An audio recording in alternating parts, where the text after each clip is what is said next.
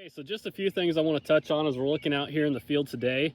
So right now we're looking at the VC stage on these soybeans. We have a unifoliate that is unfurrowed. They're no longer touching, so we can count that as VC. Now, we don't have any trifoliates that are developed enough to no longer touch. They're not opening up yet. They're just starting to really develop and form.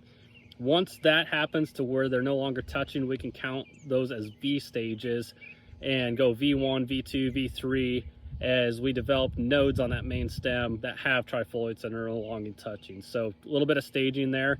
Now already at VC, I gotta look at a couple of these, but I do have one here that actually is starting to show some nodulation. So even already we can start to see nodulation, which is really nice. It gives me peace of mind that, hey, we're off to a good start. Nodulation is really important, especially as we're really pushing these higher yields in beans. It just takes a lot of nitrogen. So seeing that take off already gives me a lot of faith that we're off to a good start there.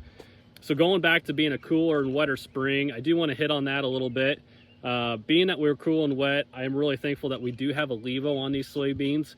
So SDS has been an issue in the area with sudden death syndrome in soybeans. That infection actually takes place early. That's why seed treatments like a levo are really helpful and beneficial in guarding off that soybean for that early infection of SDS. Now, a lot of times as you guys are thinking about that, hey, we don't see SDS until later in the season. You're correct.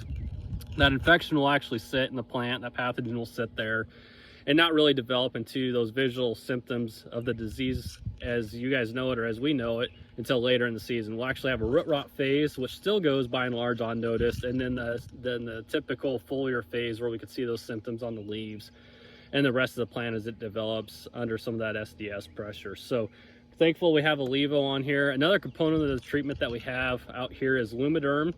And being a cooler and wetter year, one of the insects that I think of is seed corn maggot.